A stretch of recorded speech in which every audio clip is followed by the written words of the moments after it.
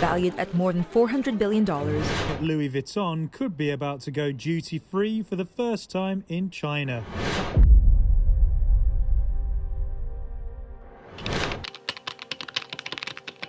Iyi ni inkuru y'umwana wari ukiri muto, nta kintu na kimwe afite yashingiraho, nta mafaranga, naho kuba, nta byo kurya, yewe na n'imiryango ikomeye afite. Yagenze imyaka 2 ibirometero 470 naho kurara, nta byo kurya, nta n'amafaranga. Nyuma na nyuma uwo mwana yashinze brand ayita amazina ye, yayise Louis Vuitton. Ese ni gute yageze kuri ibi byose? Ni gute umwana utaragiraga aho aba no kurya ari inkuru yashinze icyabaye ikigo kuri ubu gifite agaciro k'amamiliyari y'amadolari? Ni gute ubuzima bugoye bwuzuyemo imibabaro bwamugize umunyembaraga bigeza? Ibi byose biri muri iyi nkuru ni ukuri kwa nyako ku buzima bwa Louis Vuitton. Ndagusaba kuyikurikira kugeza ku musozo. Nguhaye ikaze.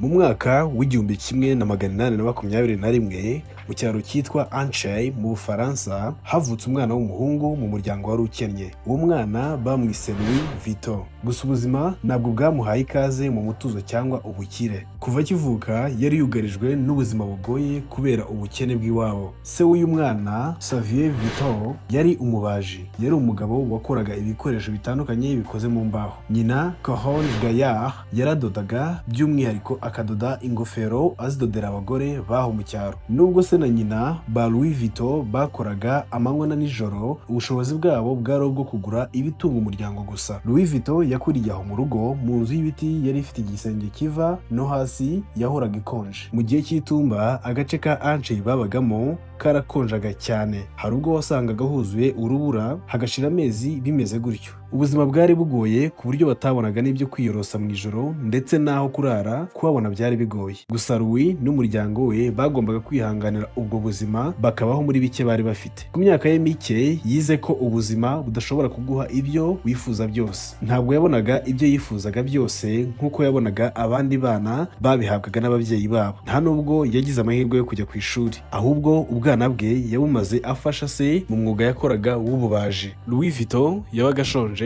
yambaye imyambaro icitse, ubona ko ari umwana utandukanye n'abandi bana banganaga mu myaka. Gusa nubwo bari mu bukene ntacyo afite yaheraho, hari icyo yari afite abandi bana batari bafite. Yari afite inzozi. Buri munsi abagenzi bacaga iwabo mu cyaro, abagabo b'abakire n'abagore babo bambaye imyambaro myiza, bafite ibisanduku batwayemo ibintu n'amabriefcase. Iyo yababonaga yaribazaga ati, aba bantu baba bajya he? Ese ni kureba ingana iki? Ninde ubakorera ibi bisanduku batwaramo ibintu? Nta yindi se yarazi itari icyo cyaro cy'iwabo. Yari afite inyota yo kumenya byinshi. Agejeje imyaka 10 nyina yararwaye araremba. Icyo gihe nta mavuriro yabaga mu cyaro cyabo, nta n'abaganga bari bahari ngo bamuvure. Hagiye hacaho iminsi nyina arushaho kuremba. Umunsi umwe mu masaha ya mu gitondo nyina yahumetse umwuka wa nyuma. Muri icyo gihe baramushyinguye, Louis kurira byaramunaniye araceceka, yumva isi mwikaragiyeho. Icyo gihe se wa Louis nawe yabuze imbaraga zo gukomeza kwita kuri Louis. Bwa mbere mu buzima bwe yumvisha ari wenyine. Gusa muri icyo gihe cy'agahinda gakabije yafashe umwanzuro ukomeye. Ubwe yaribwiye ati, sinaguma muri iki cyaro, sinaguma kwakira ubu buzima bw'ubukene. Yiyemeje kuva iwabo akajya gukorera inzozi ze. Ikibazo cyari gisigaye cyari iki: nihe natangirira? Ku myaka 13 Louis nta mafaranga yari afite, nta farasi, nta n'ibyo kurya yari afite, kandi yari afite inzozi zo kujya mu mujyi wa Paris, kandi hari ibirometero 470 uvuye iwabo muri Anche. Ijoro rimwe igihe abantu bose bari basinziriye, Louis yapakiye ibag, nta map, nta n'undi muntu afiteho kumuyobora. Inzozi gusa nizo yari afite. Afata urugendo atabwiye se, nta n'umuntu asezeye. Mbere yuko izuba rirasa, mbere yuko hagira umuhagarika, yafashe umuhanda muremure, urugendo rutoroshye, yerekeza i Paris. Ntabwo yari azi biri imbere, nta nubwo yari azi niba azabaho. Icyo gihe icyo yari azi nuko atagombaga guhagarara mu nzira. Yagenze amasaha, bifata iminsi, hashira ibyumweru, inzara imwicira mu nzira. Abamubonaga bakamugirira impuhwe nibo bamuhaga ibyo kurya. Yararaga munsi y'ibiti agakoresha igikapu cye nk'umusego. Yarenze amashyamba, imisozi n'imigezi, hari aho yageraga agakora utuzi duciriritse ngo ahabwe ibyo kurya. Imvura yaramunyagiraga, imiyaga ikamusimburanaho, ariko ntiyasubiye inyuma. Nyuma y'imyaka 2 agenda mu nzira yuzuye ingorane, Louis yageze i Paris.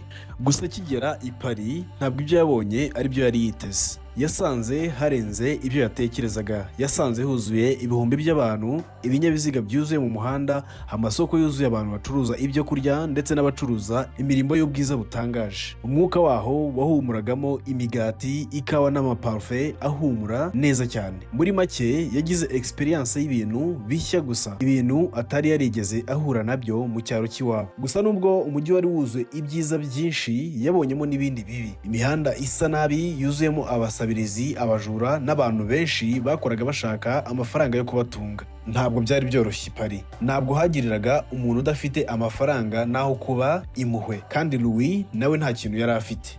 Bwa mbere mu buzima bwe ubwoba bwaramutashye. Yibaza aho ari burare ndetse n'uko azahaba. Ijoro rya mbere i Paris ryaramukomereye cyane. Umujyi wari wuzuye urusaku, abantu baseka mu rusaku rutagira ingano. Aho yaraye imbeba zamunyuraga hejuru zishaka ibyo kurya. Ibyo byose ntiyabyitayeho. Yafunze amaso yirengagije n'imbeho yari ihari, arasinzira.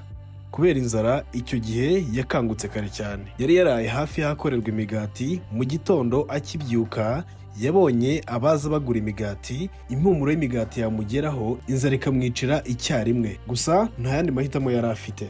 Yazengurutse amaduka y'i Paris asaba akazi, gusa hose ntabwo byakunze. Paris yari igoye ku muntu ukennye. Iminsi yaricumye, umubiri we ugenda ucika intege. Yari atunzwe n'ibisigazwa yatoraguraga ku muhanda. Yari yuzuye umwanda, gusa ntiyavuye ku izima. Ku mugoroba umwe, izuba riri kurenga, yabonye umugabo ateruye igisanduku kiremereye akinjiza mu iduka. Louis yahise ajya kumufasha kugiterura. Afata ku rundi ruhande, umugabo aramureba, biramutungura cyane, gusa ntiyagira icyo avuga. Baragiteruye bakigeza mu iduka. Iryo duka ryari ryiza cyane kurusha andi maduka Louis yari yarabonye. Ryari mu maduka akomeye i Paris. Nyiraryo akimubona yamuhanze amaso cyane. Aramubwira ati, "Niko sha, ko mbona imbaraga ufite ziruta uko ungana. Witwa nde?" Undi nawe ati, "Nitwa Louis Vuitton." Umugabo ati, "Urashaka iki?" Louis yamubwiye ko ashaka akazi. Umugabo yamubajije niba yabasha gukora ibyo bisanduku. Louis atinda gusubiza. Nyuma y'umwanya yamubwiye ko atabibasha, gusa amubwira ko ashobora kubyiga. Umugabo wari winjiranye na Louis yajunguje umutwe. Aravuga ati, "Abantu bose ni uko babanza kuvuga, nyuma y'iminsi mike bikabananira." Louis muri ako kanya byaragaragaraga ko atari yiteze ko bamwima akazi. Yahise avuga ko nibamuha amahirwe azakora kurusha undi muntu uwo ari we wese. Marshal ari we nyiri iryo duka yaravuze ati, "Okay, ejo uzaze gukora, gusa ntiwitege amafaranga. Uzakora, wige, nimbona ushoboye nibwo tuzavugana iby'amafaranga." Louis yaramushimiye cyane aciye bugufi. Aho byari bikunze. Yari abonye aho gukora, gusa iri ryari itangiriro. Nk'uko yari yumvikanye n'umukoresha, igitondo cyakurikiyeho yahageze mbere y'uko izuba rirasa. Inkero, indodo, inyundo n'ibindi byose byo kwifashisha mu gukora bya bisanduku. Mbere na mbere nk'umuntu ugitangira, bamuhaye inshingano zo gukubura aho bakorera, bakamutuma ibikoresho ndetse no gukora amasuku nyuma y'akazi. Bwa mbere ntacyo byari bitwaye. Yari yishimiye kuba yabonye akazi aho ngaho, akaba yavuye no ku muhanda. Uko iminsi yagiye ishira, yakomeje gukora ibintu byoroheje. Gusa we sibyo yashakaga. Yashakaga kubaka, yashakaga kurema. Umugoroba umwe abandi bose batashye, yasigaye aho ngaho ku kazi. Afata imbaho atangira guteranya, yigana ibyo aba yabonye abandi bakora ku manywa. Mu gitondo bagarutse mu kazi, Marshal yabonye ibyo Louis yakoze. Aritegereza, areba ubwiza bw'ibyo yari yakoze, ahita abaza Louis niba ari we wabikoze. Louis nta gushidikanya ati yego. Marshal yahise amubwira ko agomba kujya asigara nyuma y'akazi akamwigisha. Louis icyo gihe yatangiye gukora cyane kurushaho. Uko hagiye hashira iminsi,